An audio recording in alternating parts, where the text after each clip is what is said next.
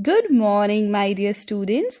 I congratulate each one of you for stepping up the ladder of education, and now you all are in grade 5.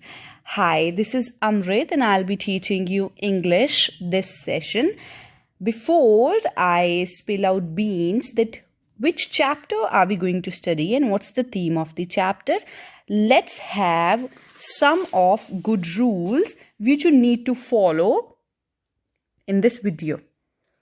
So the first rule says concentration is your best input to learning, isn't it? Once you start your session, if you already plan that you're planning to concentrate in every lecture or video, you will surely be through smoothly and nicely. The second is read concept book pages thoroughly after the video, which will give you depth insight of the chapter. Then you can pause the video whenever a question is asked or generally needed. Always attempt the given homework. Learn or revise question answers from the given answer keys, whereas you can frame your own answers too. And last but not the least, always try to speak in English at home and school. And here we are with the first chapter, new words. Before we start the chapter or I introduce anything about the chapter, first I would like to introduce you to the new words which are going to be there in this chapter.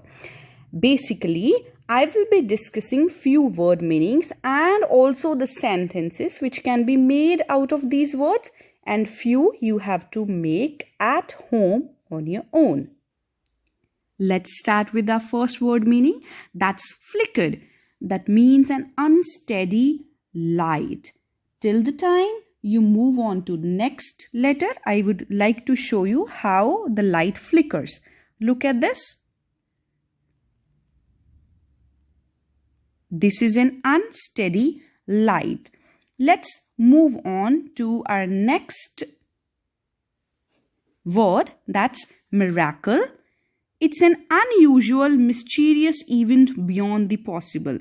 Something which you have never thought, but that is happening or happens, and it becomes an unbelievable event for you.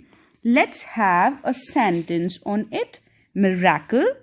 These days, thanks to miracle of television, we can watch events happening on the other side of the world. Do you believe TV is a miracle? Yes, I also believe so. Next word says demure. It's an outward behavior. The behavior, it's such kind of behavior in which you walk in certain manner, you talk in certain manner, you stand in certain manner. I mean, आप जो भी करते हो उसका effect है on the other person. Even your facial expressions. The persons who are friendly, demure, they might smile with you. वो आपके साथ smile करते हैं. That they look at you eye to eye.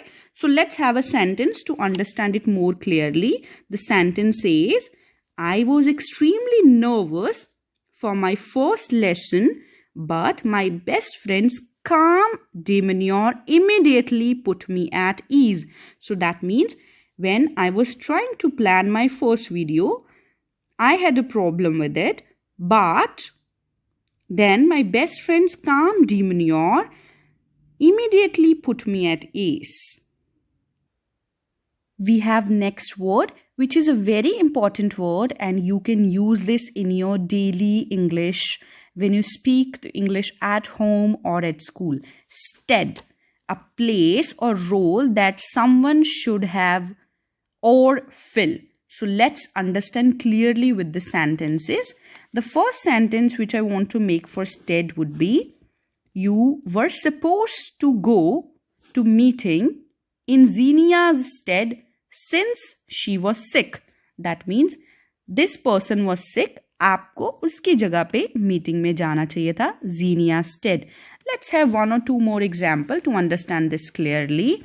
If I say stead, you can use vegetable oil in butter's stead if you don't have any butter. See, if you're not having butter, you can use vegetable instead, and that's how you can use this word. Then the second example says, a bicycle can be used in the stead of skateboard to get around. So, someone would prefer bicycle or other one would prefer skateboard. So, you can use bicycle in the stead of skateboards. So, this is how you can actually use this word in your real life English. Let's have our next word meaning. See, I'm not going to tell you the sentences of all of them. Some of them you will be actually preparing at home. Let's have the meaning done without planning or rehearsal. If I use its meaning, that's here, impromptu. Two of my friends came unexpectedly and we had an impromptu little party in my kitchen. See how simple is that? Something which I didn't plan or I didn't rehearse. That's the way you can use impromptu. Let's have one more example for impromptu. He made an impromptu speech about honor and responsibility. Say, for example, you would get a chance to speak in the assembly and you use your impromptu skill, or you impromptu go with it, or you can say, Sahil made an impromptu speech on the topic given by his teacher. Let's have our next word meaning. That's tantalizing. Teasing someone with the promise of something that is unattainable. That's going to be little funny for me as well. And let's have the meaning, tantalizing. Since I am on a diet, I must ignore the tantalizing smell coming from the bakery. I think this is an unattainable goal for many women around, but that's how they are saying, since I am on a diet, what should I do? I must ignore the tantalizing smell coming from the bakery. And here you go with your next word meaning. There are few more words which you could see. That's compassionate. That's wizard, a man who has magical powers, showing concern to others. Then we have haunted, a place visited by ghosts. Tiptoed, walk quietly. Mellowed, to become soft and quiet. I want you to make sentences of all these words as your homework. Now we have studied many words and it's time for us to use or see all these words in a story. So the name of the chapter is The Wizard's Spell. Let's discuss something interesting about it. Do you like stories about witches, wizards and magic? I also like that. Have you ever seen Harry Potter series written by J.K. Rowling? You must have, or you should try it. And you must be thinking that all these witches, they travel on a broomstick, to which you say jharu in Hindi. They travel on a broomstick. Now, as you all know, we are locked down in our houses, and let's imagine. Now it's time for imagination. Everybody close your eyes and imagine that you're sitting on a broomstick and right now you are in your drawing room. And the next thing is, I want you to visit your living room. And let's turn the broom and let's just see what's being cooked in the kitchen. And now it's time to go to the bedroom. And I hope you all like traveling on the broomstick. But we are not some kind of witches, and I think this was just an imagination.